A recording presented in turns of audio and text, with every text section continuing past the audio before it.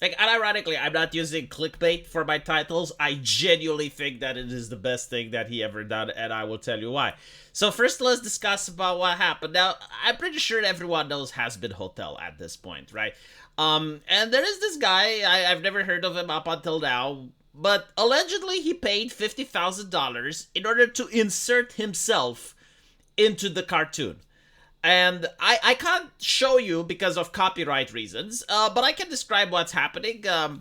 It's basically like this is his self-insert, and he is running away from Charlie. I believe her name is, right? Like Charlie. He's running away from Charlie. Charlie is very lustful, right? Like Charlie has needs, and he tries to run away from her. But eventually she manages to catch up with him and binds him to a bed, and then she takes some of her clothes off, like she's not completely naked, but it cuts off, right? So as you can see here, $50,000, and the dude doesn't even get to smash the cartoon girl, right? Now, okay, a lot of people are basically saying that, well, it's a lot of money that it was invested, and he could have spent far less, and it's a missed opportunity because for a fraction of the cost of this AMV commission, he could have gotten a life-size plush girl within Hazbin Hotel. No, actually, what he did is genius, right? Because initially, I thought, like, why couldn't he be normal? Like, why can't you just commission an artist to give you a drawing that you can then use Live 2D and you animate it, and it's a lot cheaper, and you get your rocks off or whatever, right? But then I realized it's like, he's a YouTuber, right? Like he makes money by having people talk about him, by trending, by getting people to just, like it doesn't matter if they talk about him in a negative light. It's just, as long as you talk about the YouTuber, the YouTuber benefits from clout. So him doing this has gotten the talk of the internet. Like, it's really good for his business, right? Like, this is kind of like an advertisement. I had no idea who this guy is up until now, right? So now that I see this cringe stuff on my screen, I'm like, oh, well, this guy exists, right? And then you want to share it, you want to show other people, and you're just promoting this guy by doing it, and you're doing it for free. So this is why it's actually a genius marketing strategy. Now, of course, it depends, like, whether he thought that it's a genius marketing strategy or he legitimately just wanted to be in the show. My take, though, like, if you want to, ask me as a business consultant, with $50,000, you could have actually made a video game. So you could have had, a video game with characters or a story that is different enough not to violate intellectual property, but you could have had, like, your Hazbin Hotel stuff, and you could have made a video game out of it. Like, that is a missed opportunity, or a manga, or a comic. But again, it depends, like, why this person did what he did. Like, did he do it because he wanted to promote himself? In which case, I understand. But, like, if you legitimately want a self-insert, like, you really want to do this, like, make a video game.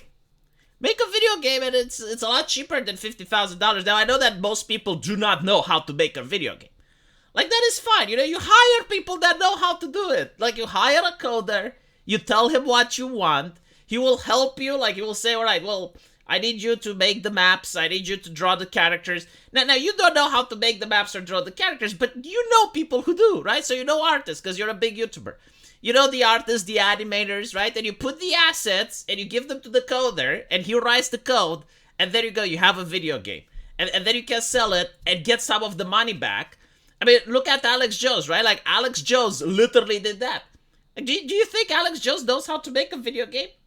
He doesn't know how to make a video game. He has no idea. But he knows people that do know how to make it, and he has money. So you pay the person to make your video game. It's kind of like when you want to buy a house, right? Like, you pay the person to build the house, and then you move in. Like, you don't actually have to be there and construct the house. You just tell them how you want it. But anyway, another thing is, like, so many people I noticed recently, that they're so much concerned about, like, what people do with their cash. Right? Like, so this guy made a cringy AMV video, which is a self-insert. There's other people that go on a luxury cruise. Like, do you know how horrible that is? Like you're stuck on a little boat in the middle of the ocean, goddamn nowhere. Do you know how many people disappear on cruise ships? No, I'm not kidding. Like, look it up. Like, that is, especially if you manage to get in a storm or something. I mean, that is wasted money, in my opinion, right? Like you just go on a vacation for a couple of days, you come back. This video, this cringe is going to last forever. My children can enjoy this cringe. Their children and their grandchildren will be able to enjoy this cringe as well. Like, at least this is forever, right? So I don't understand, like, why people are so judgmental nowadays. It's like, oh my god, look what he did with $50,000. Well, at least, you know, like, he has $50,000 to spare. Of course, I don't know how much money he has. Like, maybe, like, because there's two possibilities. Either he's like an oil tycoon, you know, like he's got oil in his backyard, so like he's rolling in cash. In which case, like 50 grand, like fine. Or he's like a furry. And you know, in the furry fandom, I swear to God, like no one rips people off more than a furry artist. Like I have seen furry artists that charge $500, $600, $1,000 for a commission, and when you look at the art, it's like the equivalent that if I took a random Japanese person off the street and put a pencil up their asshole and they started tinkering it with that on a paper, it would be better art than what the furry artist produces. But the reason for it is that furries are desperate. Like they will sell their life savings just to buy more art. Like they just want more. And then they realize that they're broke and they start blaming capitalism.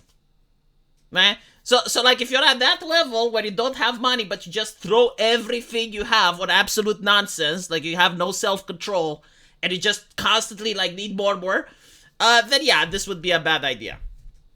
But in the end, I don't think so, because he seems to be like a very popular YouTuber. I think he's like a rapper or something. And from what I looked, he had over 1 million subscribers. I wouldn't be shocked if he manages to get like 25% more to that number. Again, everyone is talking about this. You know, like people are laughing about him. But you know what they do? They go and they check his channel. And they go, they want to see who this guy is. They check his channel. Some people may even like his music and they will stay around.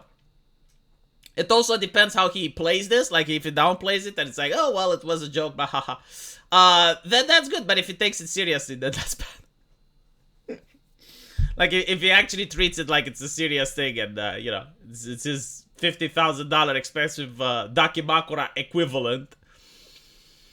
To be honest, if I was the creator of Hazbin Hotel, I would be a little salty. It's like, oh my god, he had like $50,000. Like, why didn't he give it to us? Like, we could have actually made something good.